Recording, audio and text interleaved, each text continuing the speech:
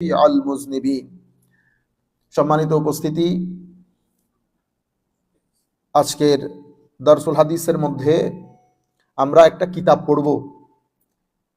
এমনিতে এটা আমাদের ইসলামিক ক্লাসিক্যাল স্টাডির মধ্যে আমরা এই কাজটা আলেম ওলামাদের সাথে বা আমাদের ছাত্র ভাইদের সাথে বসে আমরা যে কোনো একটা কিতাব মুতালা করি। এটা পৃথিবীর সব দেশের মধ্যে এই কালচারটা আছে, যে কোনো একটা কিতাব যে কোনো একটা দিবসের মধ্যে মুতালা করা।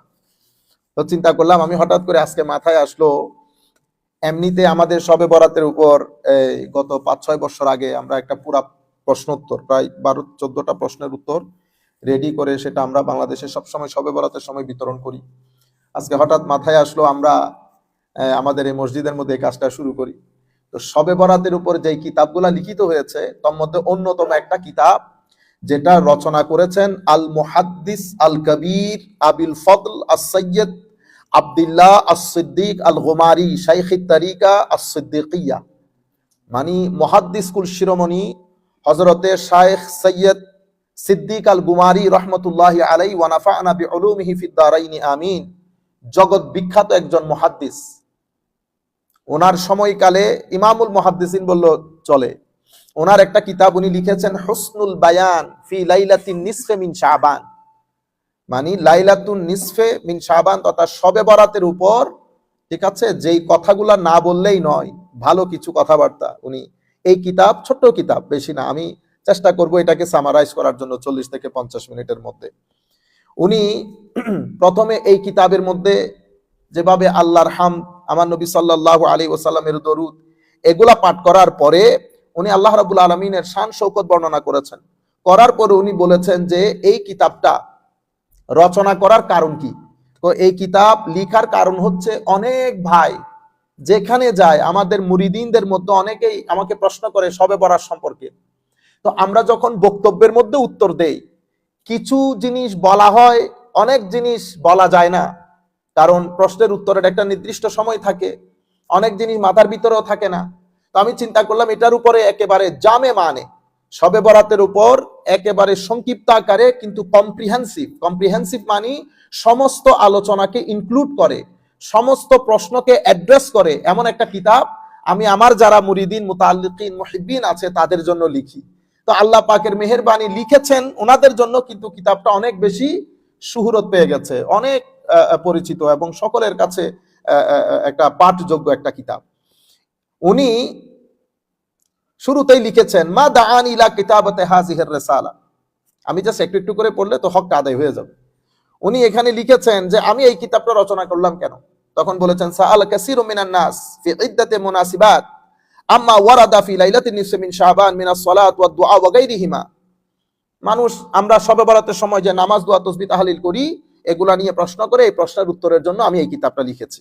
আচ্ছা, এর পরবর্তীতে উনি কি দিয়ে শুরু করেছেন, বাদউল ইহতিফাল বিলাইলাতিন নিসফে মিন শাবান, মানে শবে বরাতের মধ্যে আমরা যে আন্দাজে এটাকে অবজার্ভ করি, পালন করি, সেটা শুরু কখন হয়েছে। তো এমনিতে লাইলাতুল বারাত তো হাদিসে পাকের মাধ্যমে অসংখ্য হাদিসে পাক লাইলাতুল নিসফে মিন শবে বরাত সম্পর্কে বর্ণিত আছে। আমি আগ পিছ না করি, উনি যেভাবে যেভাবে বলেছেন সেভাবে যে আজকে আমি তো নিজ থেকে কিছু বলতে পারবো না, যেহেতু উনি কথা বলতেছেন। তো উনি বলতেছেন কিন্তু আমরা যেভাবে এটাকে অবজার্ভ করি, এটা কখন শুরু হয়েছে।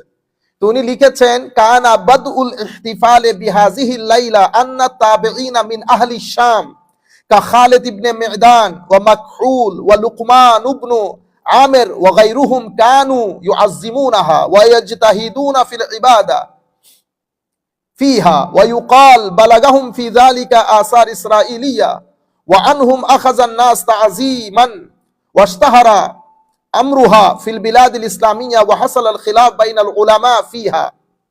আচ্ছা, তো এটা শুরু হয়েছে তাবেঈনদের যুগ থেকে, মানে যেভাবে আমরা অবজার্ভ করি। আমি জাস্ট সামারাইজ যেহেতু করতেছি, একটু অনুবাদ করে পুরো বিষয়টা সামারাইজ করি। উনি বলতেছেন তাবেঈনদের মধ্যে আমরা যেভাবে অবজার্ভ করি এটা নিয়ে ইখতিলাফ আছে, কিন্তু যেমন হযরত খালিদ বিন মি'দান, মাকহুল, লুকমান ইবনে আমির রাদিয়াল্লাহু তাআলা আনহুম আজমাইন, ওনারা শবে বরাতকে আমরা যেভাবে পালন করি, শাম দেশ তথা সিরিয়ার মধ্যে ওনারা এভাবে পালন করেন। মসজিদের মধ্যে যাওয়া, সবাই বা জামাত হয়ে আল্লাহর দরবারে দোয়া করা, জিকির আজকার করা, যেটাকে আমরা বলি ইহতিফাল, সেলিব্রেশন তথা অবজার্ভ করা সবাই একসাথে যেভাবে আমরা করি। কিন্তু এটা আবার অন্য অনেক তাবেঈন এটাকে গ্রহণ করেন নাই। গ্রহণ করেন নাই বলতে কি? গ্রহণ করেন নাই বলতে আমি মূল কথাটা আপনাদেরকে বলি।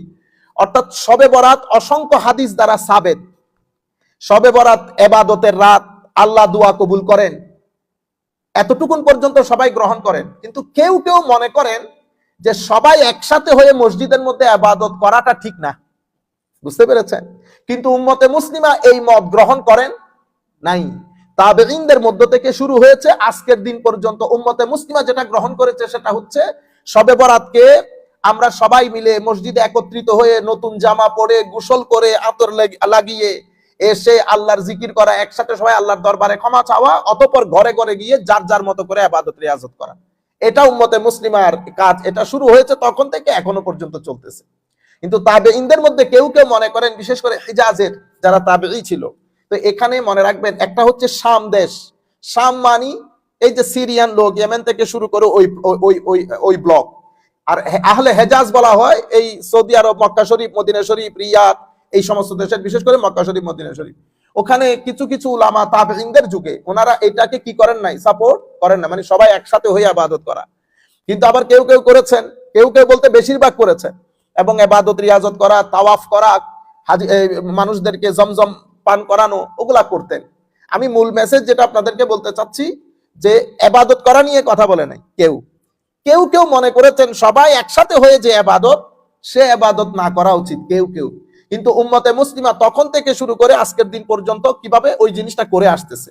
আচ্ছা, তো উনি এভাবে উনি পুরা বিষয়টা উল্লেখ করে শেষ পর্যন্ত উনি গেছেন সিফাতু ইহইয়ায়ে হাযিহিল লাইলা। তো এই রাতটাকে অবজার্ভ কিভাবে করব? তো উনি লিখতেছেন ইখতালাফা উলামাউ আহলি শাম ফি সিফাতে ইহইয়াইহা ফামিনহুম মান ক্বালা ইস্তাহিব্বু ইহইয়াউহা ফিল মাসাজিদ জামাআতান ওয়া হাযা রা'য়ু খালিদ বিন মি'দান ওয়া লুকমান ইবনে আমির ওয়া গায়রুহুমা ফাইন্নাহুম কানু ইয়ালবিসুনা ফিহা আহসানা সিয়াবিহিম ওয়া ইয়াতাবাখখারুন ওয়া ইয়াক্তাহিলুন ওয়া ইয়াকুমুনা ফিল মাসজিদ লাইলাতাহুম তিলক। একই কথা, ইখতিলাফাল উলামা মানে কি করব এটা নিয়ে উলামায়ে কেরামের মধ্যে, উলামা এখানে আমাদের কথা বলতেছেন না, তাবেঈনদের জমানা। ও তখন এই মিনহুম মান ক্বালা ইস্তাহিব্বু, তাবেঈনদের মধ্যে কেউ কেউ বলেছেন এটা মুস্তাহাব। তো এই কারণে ওনারা কি করতেন, মসজিদের মধ্যে সবাই বা জামাত একত্রিত হতেন। ঠিক আছে? যেমন খালিদ বিন মি'দান, লুকমান ইবনে আমির, এই সমস্ত বড় বড় তাবেঈনরা ভালো কাপড় পরিধান করে, কোহল লাগিয়ে, আতর লাগিয়ে মসজিদের মধ্যে জমা হতেন। আবার এই জিনিসটাকে কোন কোন তাবেঈ এটাকে গ্রহণ করেন নাই। ওনারা বলেছেন না, ঘরের মধ্যে বসে ইবাদত করেন।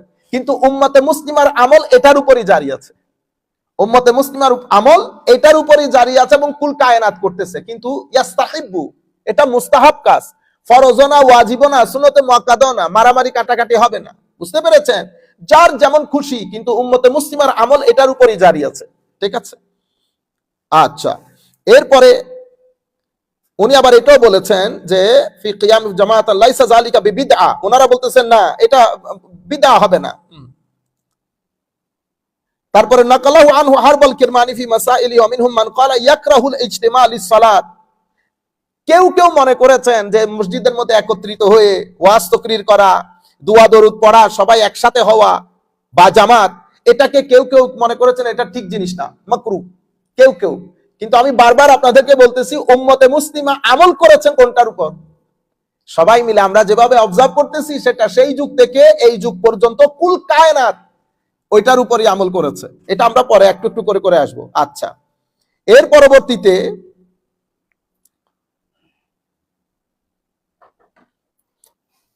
ওয়াকাদ নাকালাল বাইহাকী ফি সুনানিল কুবরা আন ইমাম শাফিঈ।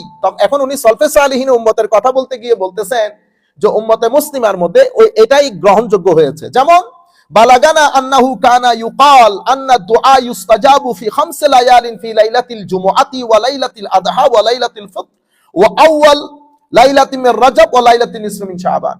উনি বলছেন ইমাম বাইহাকী সুনানুল কুবরার মধ্যে ইমাম শাফিঈ থেকে রায় বর্ণনা করতেছেন। উনি বলেছেন 5টা রাতে দোয়া কবুল হয়। কোন 5টা রাত? লাইলাতুল 2 ঈদের রাত, রজবের প্রথম রাত এবং লাইলাতুন নিসফি মিন শাবান। এই 5টা রাতে জুমার রাত, জুমার রাত, রজবের প্রথম রাত, 2 ঈদের রাত এবং শবে বরাত, এই 5টা রাতে আল্লাহর দরবারে দোয়া কবুল হয়। ওয়ারাদা আন ওমর ইবনে আব্দুল আজিজ, ওমরে সানি ওমর বিন আব্দুল আজিজ, উনি আন্নাহু কাতাবা ইলা আমিলিহি বিল বাসরা, উনি বাসরা শহরের মধ্যে ওনার যারা সরকারি অফিসার আছেন ওদেরকে চিঠি লিখে বলেছেন, আলাইকা বি আরবা'i লায়ালিন ফিস সানা ফা ইন্নাল্লাহা ইয়াফরাগু ফিহিন্নার রাহমা ইফরাগান আউয়ালু লাইলাতিন মিন রাজব ওয়া লাইলাত মিন নিসফিন শাবান ওয়া লাইলা আল ফিত্র ওয়া লাইলাতিল আযহা। উনি বলেছেন 4টা রাত যেন তোমরা অবজার্ভ করো, 4টা রাত, যে 4টা রাতের মধ্যে আল্লাহ রাব্বুল আলামিন আল্লাহর রহমতের দরজা বন্যা বইয়ে দেন মখলুকাতে খোদার জন্য, এই 4টা রাত তোমরা অবজার্ভ করবা। সেগুলা কি কি? এই যে রাতগুলার কথা বলেছি, লাইলাতুন নিসফ মিন শাবান, শবে বরাতের রাতও সেখানে উল্লেখযোগ্য। এই জন্য হযরত সিদ্দিক আহমদ গুমারি রাহমাতুল্লাহ আলাইহি কিভাবে জাস্টিস করতেছেন দেখেন, এক পেশে কথা বলতেছেন না, সকলের রায় তুলে ধরেছে, তুলে ধরে উনি বলছেন উম্মতে মুসলিমার রায়েজ রায়, প্রতিষ্ঠিত রায় হচ্ছে সবাই একসাথে আমরা যেভাবে অবজার্ভ করি সেভাবে অবজার্ভ করা। ফদলু হাযিহিল লাইলা, এখন উনি কি করলেন, উনি রাতের ফজিলত বর্ণনা করতেছেন। তো এই রাতের ফজিলত বর্ণনা করতে গিয়ে উনি বলেছেন যে প্রথম কথা হচ্ছে যেই কোরআনে পাকের যেই আয়াতে, সূরা দুখানের যে আয়াত লাইলা মুবারাকা, উনি বলেছেন, মেজরিটি মুফাসসিরিন বলেছেন, আব্দুল্লাহ ইবনে আব্বাস রাদিয়াল্লাহু তাআলা রায় সহ এটা লাইলাতুল কদর। কিন্তু এখানে আরো একটা রায় আছে যেটা ইকরিমা থেকে বর্ণিত, আরো অনেক উলামায়ে কেরাম বর্ণনা করেছেন যে এখানে রাত শবে বরাত, কিন্তু মেজরিটি আমি যেটা জুমার মধ্যে বলেছি সেই কারণে এটা আর রিপিট করতেছি না। তো এখন উনি এই সংক্রান্ত যত হাদিস এসেছে উনি এই কিতাবের মধ্যে বর্ণনা করেছেন। এটা হচ্ছে আল্লাহ রাব্বুল আলামিন এক একজনকে এক এক ইলম দান করেন। আমরা যদি দুনিয়াতে আবার আসি, এখন চলে গিয়ে আবারও আসি, এতগুলা হাদিস এতগুলা কিতাব তিনি একত্রিত করা সম্ভব না, তো আমাদের জন্য বিরিয়ানি করে দিয়েছে, সবকিছু মওজুদ। এখন আমরা বিসমিল্লাহ করে প্রথম হাদিস আমি জাস্ট একটু একটু করে আপনাদেরকে বলবো। উনি বলেছেন যতগুলা হাদিস শবে বরাতের ব্যাপারে বর্ণিত হয়েছে অনেকগুলা হাদিস দঈফ আছে। আমাদের এখানে বলা হচ্ছে দঈফ মানে মাতরুক, ইন্না লিল্লাহি ওয়া ইন্না ইলাইহি রাজিউন। না, হাদিসে দঈফ হাদিসের একটা প্রকার। হাদিস যেই হাদিসটা হাদিসে দঈফ হবে, আমরা কোনোদিন ইনশাআল্লাহ এটা বর্ণনা করবো, আজকে অন্য জায়গায় চলে গেলে কিতাব শেষ হবে না। হাদিসে দঈফ মানে কিছু শর্ত পূরণ না হওয়ার কারণে উলামায়ে কেরাম বলেন এই হাদিসের সনদ দঈফ, কিন্তু এটা দিয়ে ফজিলত, মুস্তাহাব, ফাজাইলে আমাল এগুলা করতে পারবে। হাদিসে দঈফ মানে রিজেক্টেড না, হাদিসে দঈফ মানে এটা সনদের দিক থেকে ওই স্ট্যাটাস পূর্ণ না, বিবিসি সিএনএন না। আপনারা বুঝতে পেরেছেন? বিবিসি সিএনএন গ্রহণযোগ্য যেভাবে, ঠিক আছে? তো এখানে বিবিসি সিএনএন বাদেও তো যেমন আল জাজিরা, তা আল জাজিরা কি মতরুক না? আপনারা বুঝতে পেরেছেন? হাদিসে দঈফ দ্বারা সাবেত, তো হাদিসে দঈফ আমলের ক্ষেত্রে গ্রহণযোগ্য। উনি বলতেছেন যদিও কিছু হাদিস এমন আছে যেটা এক কিতাবের মধ্যে বর্ণিত হয় নাই। যেমন একটা হাদিস আমি আপনাদেরকে জুমার দিন বলেছি, 10 জন সাহাবী বর্ণনা দিয়েছেন 10 তরিকায়। তো কোন একটা জায়গার মধ্যে যদি দুর্বলতা থাকে, আরেকজনের মাধ্যমে দুর্বলতাটা কি হয়ে যায়? দূর হয়ে যায়। তো উনি সব হাদিসগুলো এনে বলেছেন হ্যাঁ হাদিসের মধ্যে কথাবার্তা আছে, তো আমরা তো এটা দিয়ে ফরজ সাবেত করতেছি না, মুস্তাহাব বলতেছি, মুস্তাহাব। আপনারা বুঝতে পেরেছেন? এটা আমরা সবাই জানি। আচ্ছা, উনি বলেছেন যেমন ইবনু মাজাহ শরীফের হাদিসটা প্রথম এনেছেন। ইমাম ইবনু মাজাহ, যেভাবে আমি জুমার দিন বলেছি, অসংখ্য মুহাদ্দিসিন হাদিসের কিতাবের মধ্যে শুধু হাদিস উল্লেখ করেন নাই, এটার উপরে চ্যাপ্টার বর্ণনা করেছেন। তো এখানে একটা ফিলোসফি, এখানে একটা উসুল আমরা সবাই যারা যেখান থেকে বসে শুনতেছেন বোঝা দরকার। যখন মুহাদ্দিসিন হাদিস বর্ণনা না করে কোনটা কিছুর উপরে চ্যাপ্টার করেন, ওই চ্যাপ্টারের আন্ডারে হাদিস আনেন, তাইলে বোঝা যাচ্ছে ওই মুহাদ্দিস এটা বিশ্বাস করতেন, নতুবা চ্যাপ্টার বানালেন কেন? উনি তো কোন একটা জায়গার মধ্যে হাদিসটা ঢুকাই দিতে পারতেন, কিন্তু সেটা করেন নাই। তো উনি লিখেছেন বাকায়দা বাবুল কিতাবুল লাইলাতুন নিসফ মিন শাবান, এই অধ্যায় শবে বরাত সংক্রান্ত অধ্যায়। লাইলাতুন নিসফ মিন শাবান মানে শাবানের 15 তারিখের অধ্যায়। তাইলে এভাবে অসংখ্য উলামায়ে কেরাম অধ্যায় কায়েম করেছেন। সেই অধ্যায়ের মধ্যে উনি লিখেছেন ইজা কানা লাইলাত, এটা হযরত আলী ইবনে আবি তালিব থেকে বর্ণিত, ইজা কানা লাইলাতুন নিসফ মিন শাবান ফাকুমু লাইলাহা ওয়া সুমু নাহারাহা ফা ইন্নাল্লাহ তাআলা ইয়ানজিলু ফিহা লিগুরুবিশ শামসি ইলা সামাঈদ দুনিয়া ফায়াকুলু আলা মিন মুস্তাগফিরিন ফাআগফির আলা মিন মুস্তারজিকিন ফাআরযুকা আলা মিন মুবতালান ফাআওয়াফিয়া আলা কাযা হাত্তা ইয়াতলা আল ফাজর। তো শবে বরাতের দিন যখন শবে বরাত আসবে, ইজা কানা লাইলাতুন নিসফ মিন শাবান ফাকুমু লাইলাহা, তোমরা শবে বরাতের রাতে ইবাদত রিয়াজত করে এটা অতিবাহিত করো, observe it, okay, stay away, do ইবাদা as much as you can, ওয়াসুমু নাহারাহা, তারপরের দিন রোজা রাখো, তারপরের দিন রোজা রাখো। কেন? শবে বরাতের রাত আল্লাহ রাব্বুল আলামিন অ্যাকর্ডিং টু হিজ স্ট্যাটাস, আল্লাহ কোন শরীরের মধ্যে, আল্লাহ উপরেও আসেন না নিচেও যান না, কারণ আল্লাহর জন্য না কোনো উপর না কোনো নিচে, কিন্তু কথা যেহেতু আমাদের সাথে বলতেছে আমরা উপর নিচ ছাড়া বুঝি না, সেই কারণে বলছে আল্লাহ আল্লাহর শান অনুযায়ী তার রহমত নিয়ে বান্দার নিকটে চলে আসে। কখন থেকে? এমনিতে প্রত্যেক রাতে আসে অর্ধরাত্রির পরে, কিন্তু শবে বরাতে সূর্যাস্তের পরপর চলে আসে, এবং আমার আল্লাহ আওয়াজ দিতে থাকেন, আছে কেউ আমার কাছে রিজিক চাওয়ার? তোমাদের মধ্যে কেউ আছে আমার কাছে ক্ষমা চাওয়ার? আমি ক্ষমা করে দেব। কারো রিজিক দরকার, আমি রিজিক দেব। কারো কোনো বলা মুসিবত চলতেছে, সে এখান থেকে মুক্তি পাইতে চাচ্ছে, দরকার হলে চা আমি করে দেব। আলা কাজা আলা কাজা, এইভাবে আল্লাহ অনেক কথা বলতে থাকেন, এবং এভাবে একেবারে ফজর পর্যন্ত, সুবে সাদিক পর্যন্ত আল্লাহ রাব্বুল আলামিনের এই ঘোষণা চলতে থাকে, এই ঘোষণা চলতে থাকে। তো আমি, এক ভদ্রলোক আমাকে বলেছেন, এটা আমি বলে দেই, পাকিস্তানের একজন ভদ্রলোক আলেম, উনি দুনিয়া থেকে চলে গেছেন। আপনি ফরমায়া কে फकुमु शबे बारात का रोजा, शबे बारात रात को तो रोजा नहीं होता, रात को रोजा नहीं होता, रोजा तो दिन को होता है। तो अल्लाह का बंदा, थोड़ा सा होश होनी चाहिए, दुनिया से फौत हो गया, हम दुआ करते हैं अल्लाह के दरबार में अल्लाह माफ फरमाए।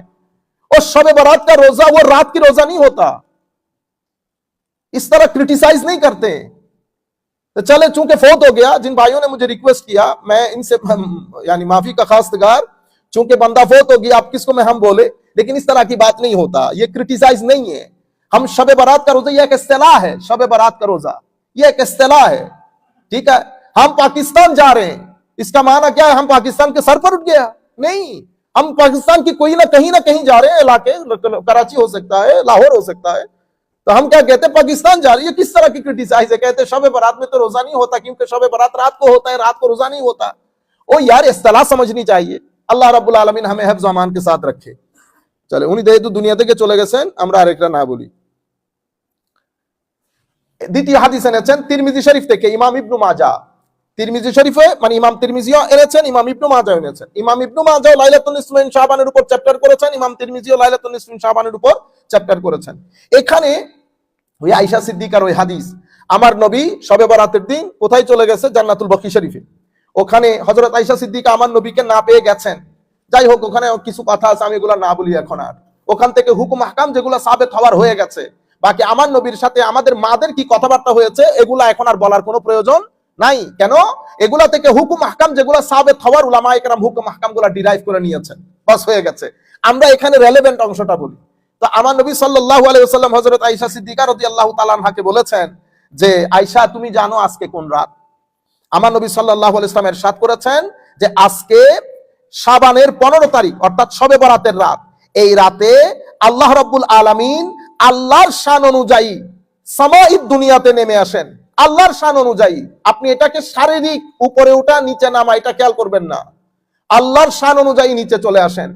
এবং এখানে আমরা এটাও বলে রাখি, কিছুদিন আগে উনিও দুনিয়া থেকে চলে গেছেন, কিন্তু ওই আকীদা পোষণকারী লোক আমাদের চট্টগ্রামের প্যারেড ময়দানে ওয়াজ হচ্ছে, উনি ওয়াজ করতেছেন যে আল্লাহ রাব্বুল আলামিন কোথায় আছে বলেন? সবাই ইশারা করেন উপরে আছে, সবাই ইশারা করেন, সবাইকে দিয়ে ইশারা করছে।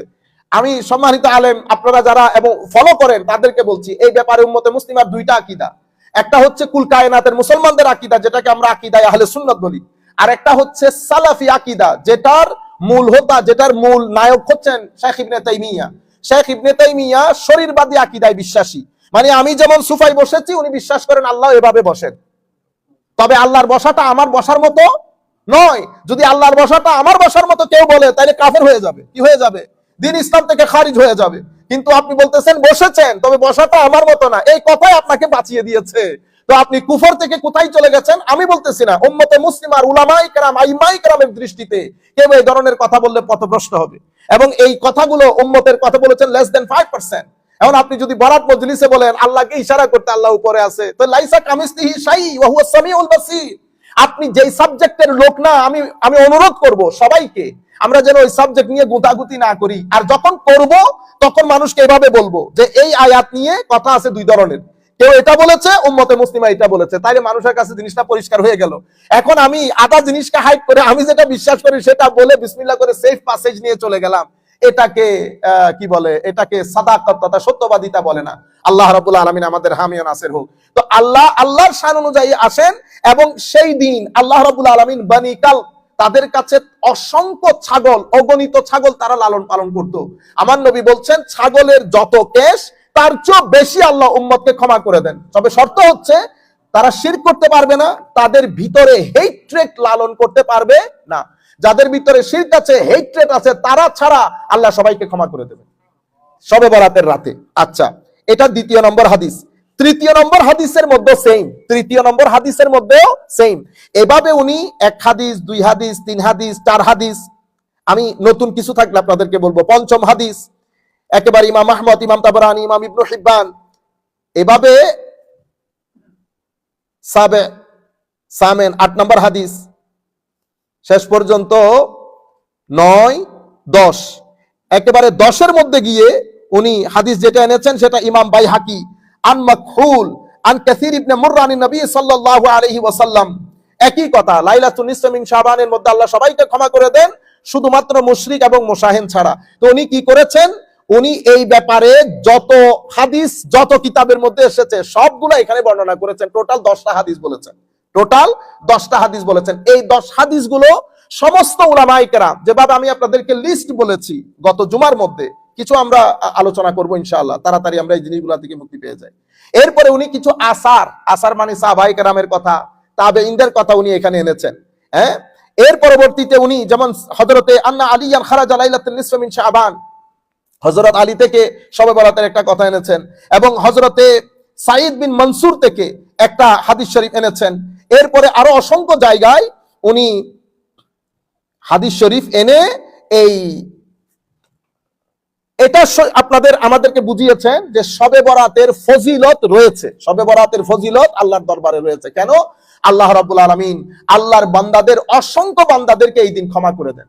সেটা হাদিসে পাক, অসংখ্য হাদিস, যেমন 10টা হাদিস শরীফ উনি এনেছেন কোরআনের আয়াত থেকে, উনি লাইলাতুল মুবারাকা থেকে ওই কথাটা আমাদের সম্মুখে তুলে ধরেছেন এবং বলেছেন যে হাদিসগুলোর ব্যাপারে, কোন একটা হাদিসের ব্যাপারে বলা হয়েছে এই হাদিস দাঈফ, কোন জায়গায় বলা হয়েছে এই হাদিসের অমুক বর্ণনাকারী দাঈফ, বলে যে হাদিসগুলা দাঈফ হলো একটার ঠেলায় আর একটা কি হয়ে যায়, শক্তিশালী হয়ে যায়। আর যদি দরিও দাঈফ, তবুও তো আমরা এটা দাঈফের মাধ্যমে মুস্তাহাব সাবেত হয়। আমরা একজন বিশ্ববরেণ্য মুহাদ্দিসের কথা শুনতেছি, আমাদের তথাকথিত শাইখ মাইক, আমাদের টাইপের লোকের কথা না, এটা আলেমদের কথা শুনতেছি।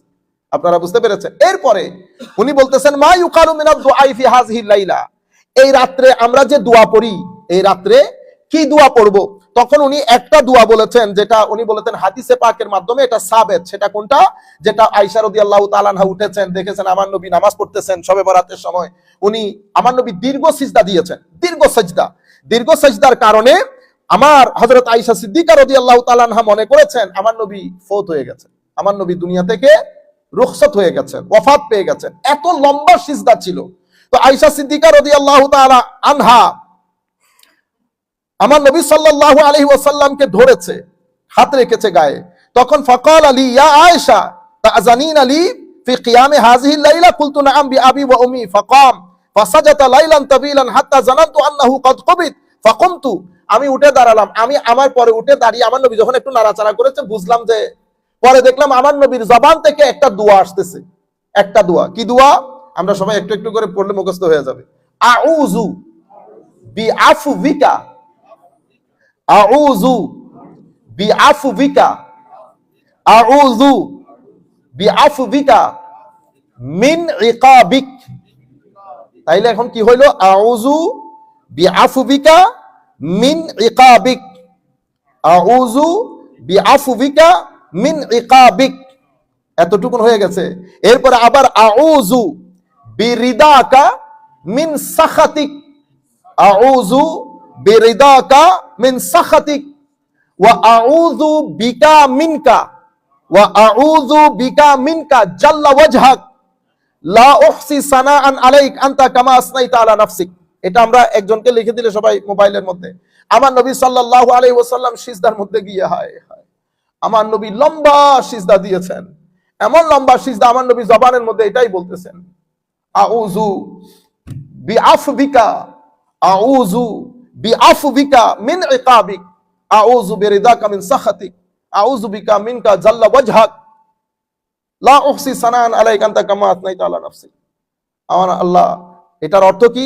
আল্লাহ, আমি আপনার কাছে পানা চাচ্ছি, আপনার দয়া অনুগ্রহের ওসিলায় আপনার শাস্তি থেকে পানা চাচ্ছি। এটা কে বলতেছেন? আমার নবী সাল্লাল্লাহু আলাইহি সাল্লাম, যার জন্য আল্লাহ আখিরাত সাজিয়েছেন। ইনার আব্দিয়ত দেখেন, কিভাবে নিজেকে মাটির সাথে মিশিয়ে দিয়েছে। বুঝতে পেরেছেন? আল্লাহ রাব্বুল আলামিন আমাদের হামি ও নাসির হোক। তো উনি সিদ্দিক আহমদ গুমারি রহমতুল্লাহ আলাইহি উনি বলেছেন যে দোয়া যেগুলো এসেছে আমরা যেন ওগুলোর উপর ইক্তেফা করি। কিছু কথা উনি আরো বলেছেন, আমরা তাড়াতাড়ি শেষ করার জন্য। এবং আমরা যেটা মনে করি, উনি বলেছেন আসলুদ দোয়া আল মাশহুর বাইনাল আওয়াম, সাধারণ মানুষের মধ্যে কিছু দোয়া অনেক বিখ্যাত হয়ে গেছে, কিন্তু এগুলার কোনো আসল, কোনো জড় শরীয়তের মধ্যে নাই। এগুলো আমাদেরকে মাথায় রাখতে হবে, আমরা মাঝখানে থাকতে হবে। নাই যেগুলো সেগুলো আনবো না, যেগুলো উলামায়ে কেরাম নিষেধ করেছেন সেগুলো এখানে আনবো না, যেগুলো আছে সেগুলা। যেমন উনি যে জিনিসটা বারবার বলতে চেয়েছেন, আমাদের দেশের শবে বরাত, ঠিক আছে, ছেলেরা আসে মসজিদের মধ্যে, আমরা মসজিদ সাজাইলাম, আপনারা 12 রাকাত নামাজ পড়া শুরু করি সবাই, ঠিক আছে। এরপরে ছেলেরা দলে দলে বিভিন্ন দোকানে আড্ডা মেরে রাতের 2:30-3টার সময় আসে না, এটা না, এটা তো মতরুক, এগুলা তো একেবারে বর্জনীয়। এগুলার মাধ্যমে শবে বরাত বদনাম হয়, শবে বরাত বদনাম হয়। উনি এগুলা নিষেধ করেছেন। তো কেন? তো আমাদের আওয়ামরা মনে করে বস এই একটা দোয়া পড়ে শবে বরাতে আল্লাহ ক্ষমা করে দিবেন, আর নামাজ দোয়া লাগবে না, আর নামাজ দোয়া লাগবে না। এটা শবে বরাতের সাথে বেয়াদবি। কেন? আমার আল্লাহ রাব্বুল আলামিন আমাদেরকে একটা সুযোগ দিয়েছেন, আমরা আদবের সাথে সেই সুযোগটা গ্রহণ করব। এখন আমরা যদি ওইটাকে মাজাক বানিয়ে ফেলি, আমরা যদি এটাকে কি বলে খেলনা বানিয়ে ফেলি, we start miss using it, তো এটা আল্লাহরও শানের খেলাফ হবে, আমাদের শবে বরাতের শানেও বেয়াদবি হবে। এটা থেকে উনি নিষেধ করেছেন যে আওয়ামকেও বুঝতে হবে, ওই দোয়া পড়ে ফেললেন বস এটা দিয়ে গুনাহ মাফ হয়ে গেছে, তারপরের দিন থেকে আর নামাজ পড়তে হবে না, না, এটা গ্রহণযোগ্য না, এগুলা বর্জনীয়, এগুলা বর্জনীয়। এর পরবর্তীতে উনি লিখেছেন হাল হাজিহিল লাইলা, মানে এই রাত্রে আমাদের যেই তাকদীর সেটা কি এই রাত্রে ডিসিশনে আসে? তো উনি এটার উপর হাদিস এনেছেন। হাদিস, 1 নাম্বার হাদিস, 2 নাম্বার হাদিস, 3 নাম্বার হাদিস, 4, 5 অসংখ্য হাদিস এনেছেন। এই হাদিসের মধ্যে 2 ধরনের বর্ণনা পাওয়া যায়, যে একটা হচ্ছে আল্লাহ লাইলাতুল কদরের দিন করেন এই পুরো ডিসিশনটা, আর আরো অনেক riwayতের মধ্যে এসেছে এটা শবে বরাতের মধ্যে হয়। তো উনি বলতেছেন তাহলে এই দুই riwayat গুলার মধ্যে এখানে প্রায় উনি 8টা হাদিস এনেছেন।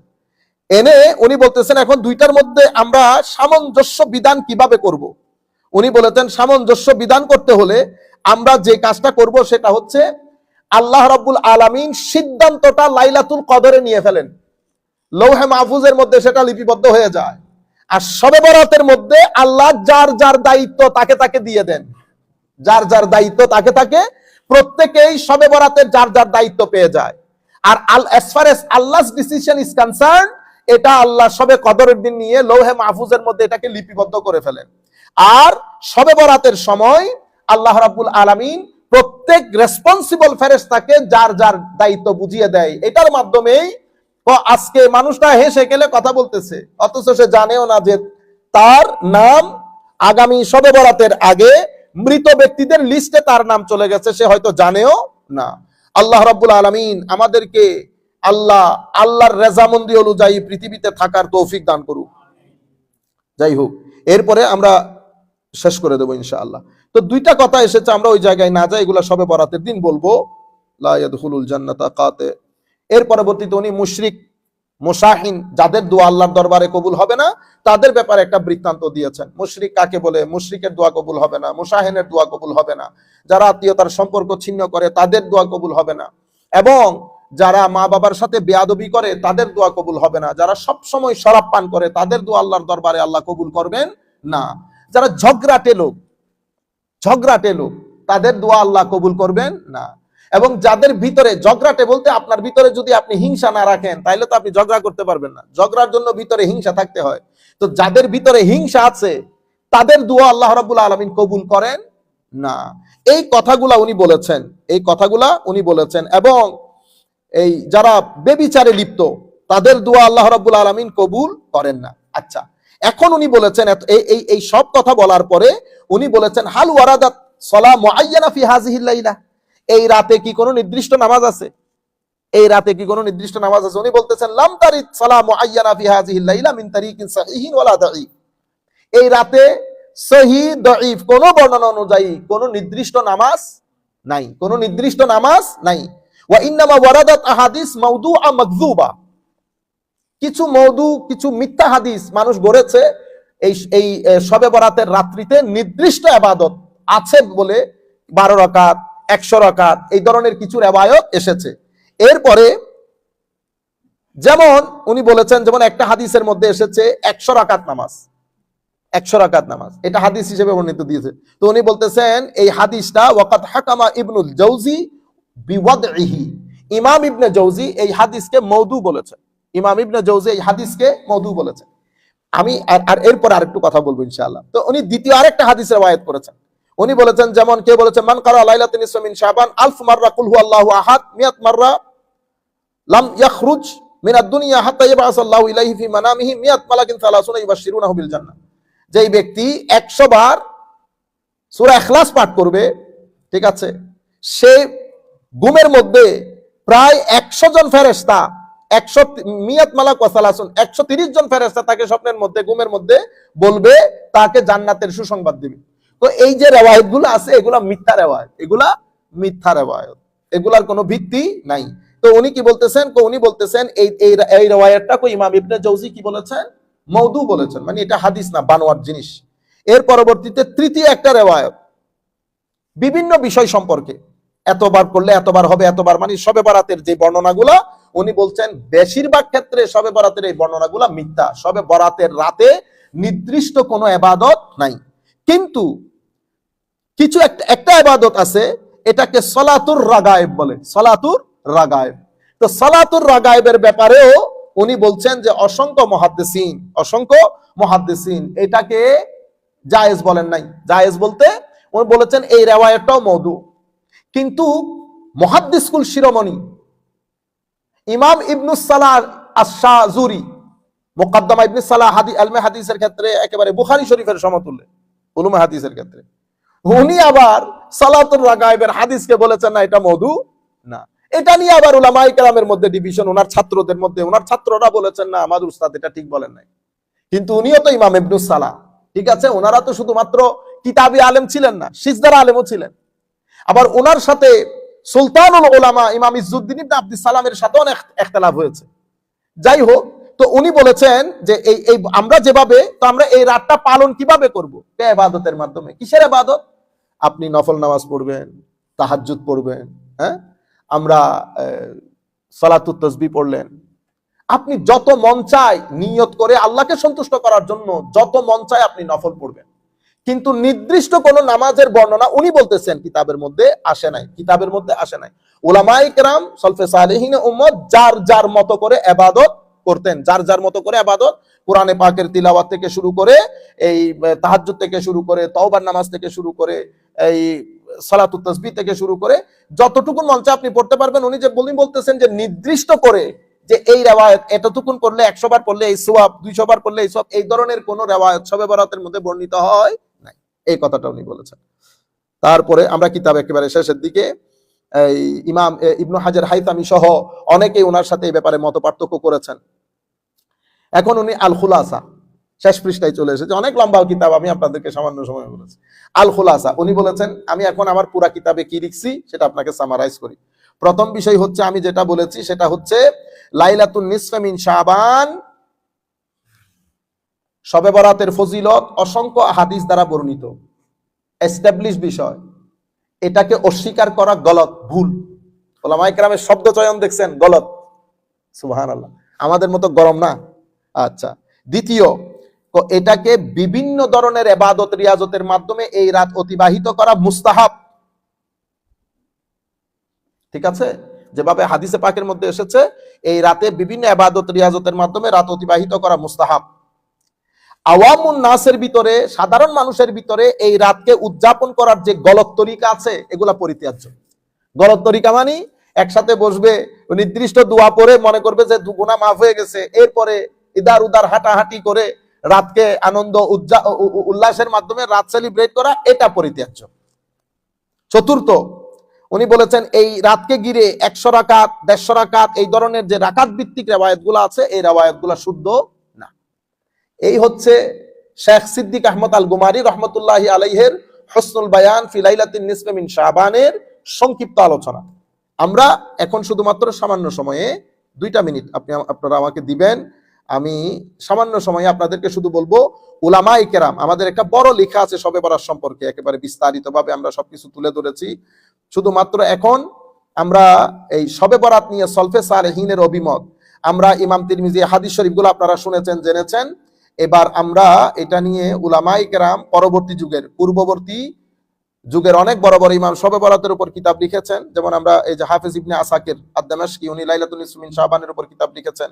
এভাবে সিদ্দিক আহমদ গুমারি, তারপরে মুসলিম উলামায়ে কেরামের অনেকেই এটার উপর কিতাব লিখেছেন। আমি শুধুমাত্র আপনাদেরকে একটা গুরুত্বপূর্ণ বিষয় বলা দরকার, বাকি কথাগুলো ইনশাআল্লাহ শবে বরাতের আলোচনার মধ্যে বলবো। শবে বরাতের দিন একটা গুরুত্বপূর্ণ বিষয় মিস হয়ে যাচ্ছে। হ্যাঁ, পাইছি, আলহামদুলিল্লাহি রাব্বিল আলামিন। এখন এই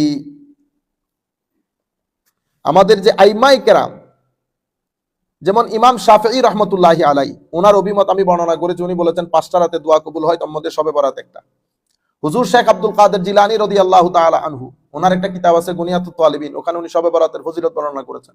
শেখ আব্দুল কাদের জিলানী রাদিয়াল্লাহু তাআলা আনহু ওলিকুল সম্রাট ছিলেন, এটা আপন জায়গায়। আলেম কেমন ছিলেন? ওনার যুগে ওনার চেয়ে বড় আলেম ছিল না। ওনার মজলিসের মধ্যে 70 হাজার উলামায়ে কেরাম বসতেন। জগৎ বিখ্যাত ইমাম ইবনে জৌজি পর্যন্ত মজলিসের মধ্যে বসে থাকতেন, সেই পরিমাণ, সেই ধরনের আলেম। উনিও ওনার কিতাব গুনিয়াতুত তালিবিনের মধ্যে শবে বরাতের আলোচনা করেছেন। ইমাম ফাকিহি, উনি ইন্তেকাল করেছেন 272 হিজরিতে। উনি ওনার আখবারে মক্কার মধ্যে বিস্তারিত বলেছেন মক্কাবাসী শবে বরাত কিভাবে পালন করতেন। উনি বলেছেন মক্কাবাসী নারী পুরুষ সেকাল থেকে আজকের দিন পর্যন্ত, মানে উনি 272 হিজরি পর্যন্ত শবে বরাতের রাতে মসজিদে হারামের মধ্যে এসে নামাজ আদায় করতেন, তোয়াফ করতেন, রাত জেগে কোরআন শরীফ খতম করতেন। ইমাম ফাকিহি উনি আখবারে মক্কা এই কিতাবের মধ্যে এটা বর্ণনা দিয়েছেন। ইমাম মোল্লা খুসরু হানাফি রহমতুল্লাহি আলাই, উনি ইন্তেকাল করেছেন 885 হিজরিতে। ইমাম মোল্লা খুসরু হানাফি মাযহাবের জগৎ বরেণ্য আলেম। সেই যুগ থেকে এই যুগ পর্যন্ত হানাফি মাযহাবের মধ্যে যত বড় বড় আলেম এসেছেন, উনি হচ্ছেন সেই আলেমদের মধ্যে আমায়েদে মাযহাবে হানাফি, যাকে সুতুন বলা হয়, স্তম্ভ বলা হয় মাযহাবে হানাফির। উনি বলেছেন রমজানের শেষ 10 রাত, 2 ঈদের রাত, জিলহজ মাসের প্রথম রাত, প্রথম 10 রাত, শাবানের 15 তারিখ তথা শবে বরাতের রাত ইবাদত করা মুস্তাহাব। ওনার কিতাব দুরারুল হিকাম শারহে গুরারুল আহকাম এই কিতাবের মধ্যে উনি মুস্তাহাব বলেছেন। ইমাম ইবনে নাজম আল মাসরি আল হানাফি, ইমাম ইবনে, উনি বরেণ্য হানাফি মাযহাবের ইমাম। উনি ইন্তেকাল করেছেন 970 হিজরিতে। ওনার বিখ্যাত কিতাব, এটা সবাই জানে, বাহরুর রায়েদ। ওই কিতাবের মধ্যে উনি একই অভিমত ব্যক্ত করেছেন যে শবে বরাতে ইবাদত করা মুস্তাহাব বলেছেন। উপমহাদেশের বিশ্ব বরেণ্য মুহাদ্দিস, যাকে বাদ দিলে আপনি ওখানে মুহাদ্দিস দাবি করতে পারবেন না, শেখ শাহ আব্দুল হক মুহাদ্দিস দেহলভী, শাহ আব্দুল হক মুহাদ্দিস দেহলভী, ওনার বরেণ্য কিতাব মা সাবাতা বিসুন্নাহ ফি আইয়ামিস সানা, মা সাবাতা বিসুন্নাহ হিসেবে বিশ্ব বরেণ্য, সকলের কাছে পরিচিত এবং সমাদৃত। প্রায় আমার মনে হয় প্রায় উলামায়ে কেরামের লাইব্রেরির মধ্যে এই কিতাবটা আছে। ওই কিতাবের মধ্যে উনি শবে বরাতের উপর একটা অধ্যায় করেছেন, রাতের ফজিলত বর্ণনা করেছেন এবং ওই রাতে ইবাদতের কথা বলেছেন। ইমাম জুহাইলি কিছুদিন আগে ইন্তেকাল করেছেন। বর্তমান যুগে এই একবিংশ বিংশ শতাব্দীতে উনি হানাফি মাযহাবের উপর যে কাজ করেছেন সেটা গত 100-150 বছরে এটার কোনো নজির পাওয়া যায় না।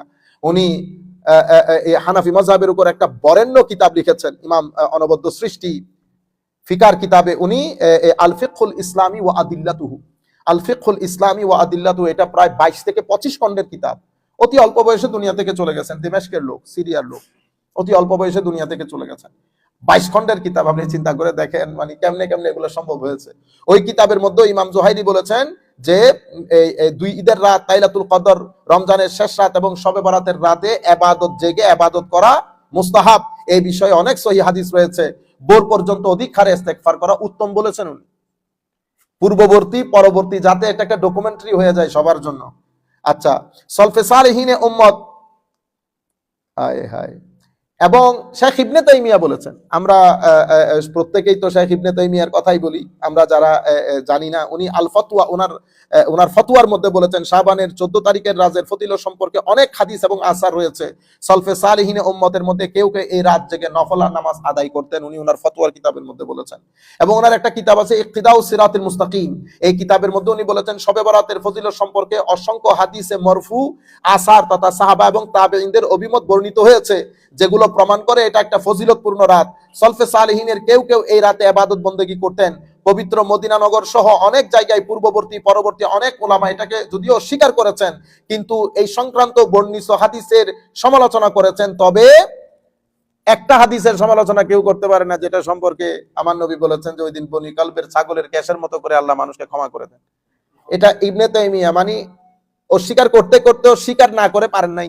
ইবনে তাইমিয়ার একটা স্টাইল আছে, ইবনে তাইমিয়ার একটা স্টাইল আছে, এটা হলো ইবনে তাইমিয়ার স্টাইল। প্রথমে হি হা হা করে সবকিছু বলবে, পরে কি লিখে দেয় জানেন?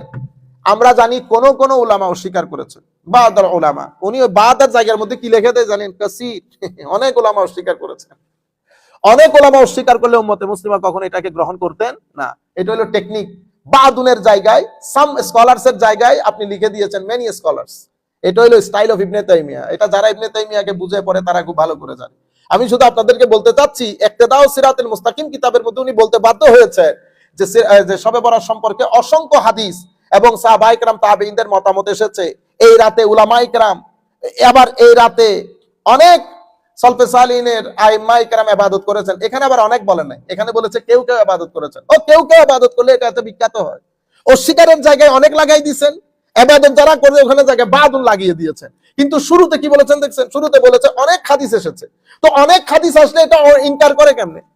কিন্তু তবুও আল্লাহর মেহেরবানি, আল্লাহর দরবারে শুকরিয়া যে উনি না করে পারেন নাই। তাইলে আমি আপনাদেরকে এখন কি কাজ করলাম? পূর্ববর্তী যুগের উলামায়ে কেরাম, পূর্ববর্তী যুগের উলামায়ে কেরামের মধ্যে আমরা আপনাদেরকে বলেছি হাদিস, এই হাদিসে পাক কতজন সাহাবায়ে কেরাম বর্ণনা দিয়েছেন, মানে শবে বরাত সংক্রান্ত হাদিস। আবু বকর সিদ্দিক, হযরতে আলী, হযরত আয়েশা সিদ্দিকা, মুআয ইবনে জাবাল, আবু মুসা আশআরী, আবু হুরায়রা, আউফ বিন মালিক, হযরত আবি সালাবা রাদিয়াল্লাহু তাআলা আনহু, এত সংখ্যক মুহাদ্দিসিন এই হাদিসগুলো বর্ণনা করেছেন। এবং এই শবে বরাতের হাদিসের উপরে, শবে বরাতের হাদিসের উপরে চ্যাপ্টার কায়েম করেছেন অসংখ্য মুহাদ্দিসিন, অসংখ্য মুহাদ্দিসিন। যেমন ইমাম ইবনে মাজাহ তার কিতাবের মধ্যে চ্যাপ্টার রচনা করেছেন, ইমাম তিরমিজি করেছেন, ইমাম আহমদ ইবনে হাম্বল করেছেন, ইমাম আব্দুর রাজ্জাক, আমাদের ভাইরা বুঝেও না জানেও না, আব্দুর রাজ্জাক এটা চিনিও না, ওপরে কেমনে চিনবেন? ইমাম আব্দুর রাজ্জাক ইমাম বুখারীর আগের লোক, ওনারা প্রথম সারির মানে প্রথম গ্রুপের মুহাদ্দিস। ইমাম বুখারী রাহমাতুল্লাহ আলাইহি যে 6 জন সিহাসিত্তার বরাম তাদের আগের লোক। ইমাম বাইহাকি, ইমাম বাজ্জার আগের লোক, ইমাম ইবনু হিব্বান, ইমাম তাবারানি, ইমাম মুহাম্মদ। তো ইমাম একজন বলতেছে কই ইমাম মুহাম্মদ এগুলা কোত্থেকে বলেন? আল্লাহ ইমাম মুহাম্মদ হইলে ইমাম মুহাম্মদ আশ-শাইবানি, ইমামে আজমের ছাত্র বেটা, যারে বাদ দিলে ইসলামী আইনের আধা কেটে ফেলতে হবে, ইমাম মুহাম্মদ। তো ইমামে আজম যদি তাবেঈ হয় তাহলে ইমাম মুহাম্মদ কি হবে? তাবেউত তাবেঈ। ইমাম বুখারীর অনেক অনেক অনেক উপরের, অনেক উপরের। শুধু আপনি মাযহাবের ইমাম না, ঠিক ইমাম শাফঈর উস্তাদ। ইমাম আহমদ ইবনে হাম্বল হচ্ছে ইনাদের নাতি ছাত্র, আর ইমাম আহমদ ইবনে হাম্বল ইমামে আজমের প্রতি ছাত্র। কারণ ইমাম শাফিঈ পড়েছেন ইমাম মুহাম্মদের কাছে, ইমাম মুহাম্মদ, ইমাম আবু ইউসুফ, ইমাম জুফর, ইনারা হচ্ছেন ইমামে আজম আবু হানিফার সবচেয়ে জলিলুল কদর ছাত্র। ইমাম ওয়াকি বিন জাররাহ, ইমাম আব্দুল্লাহ ইবনে মুবারক, সবাই ইনারা ইমামে আজমের জলিলুল কদর ছাত্র। আল্লাহ রাব্বুল আলামিন আমাদের হামি ও নাসির হোক। মাওলাই করিম আমাদেরকে কবুল করুক। আপনারা এতক্ষণ বসে আমাদের এই আলোচনা শুনেছেন। আমরা চেষ্টা করেছি, এটা যদি আপনাদের সাথে যায় না, কিন্তু আমিও চিন্তা করলাম যে একটা কিতাব অন্তত পড়ে ফেললে শুরু থেকে শেষ পর্যন্ত সামারাইজ করা, অন্তত একটা কিতাবের কিছু হইলো ফিউজাত পাইলে আমার পুরো বিষয় সম্পর্কে আমাদের একটা কনসেপচুয়াল ক্লারিটি হইলো। আমি যেটা আপনাদের দূর দূরান্ত থেকে যতগুলো মানুষ শুনতেছেন, অসংখ্য মানুষ শুনবেন, আমি আপনাদেরকে বলবো কালচারালি যে কাজগুলো আপনারা করেন সেটা বাদ দিবেন না। একটা জাতির সংস্কৃতি বাদে বাঁচে না। একটা জাতির কিছু লোকাল কাস্টমস থাকে, রীতিনীতি থাকে। আপনি রীতিনীতি বাদ দিয়ে আপনি পুরা জাতি দাঁড় করাইতে পারবেন না। জাতির সংস্কৃতিগুলো আমার নবীও বাদ দেয় নাই। আমার নবী দুনিয়াতে আসার পরে যখন তবলিগের কাজ শুরু হয়েছে, আমার নবী তবলিগের পরে যখন ফরমেশন অফ ইসলামিক ল, ইসলামী আইনকে ফরমেশন করতেছেন, তা আমার নবী কি করেছেন? আরবের রীতিনীতি সবকিছুকে তুলে সমুদ্রে নিক্ষেপ করেন নাই। আমার নবী সবকিছুকে টেবিলে রেখেছেন। যেটা ইসলাম কোরআন হাদিসের সাথে কন্ট্রাডিক্টরি হয়েছে ওইটা বাদ দিয়েছেন, যেটা গ্রহণযোগ্য এটাকে গ্রহণ করেছেন। যেমন বিবাহের ক্ষেত্রে আরবদের মধ্যে অনেক ধরনের বিবাহের নীতি প্রচলিত ছিল, আমার নবী সবকিছু তুলে সমুদ্রে নিক্ষেপ করেন নাই। যেটা কোরআন হাদিসের সাথে কন্ট্রাডিক্টরি হয়েছে বাদ দিয়েছে।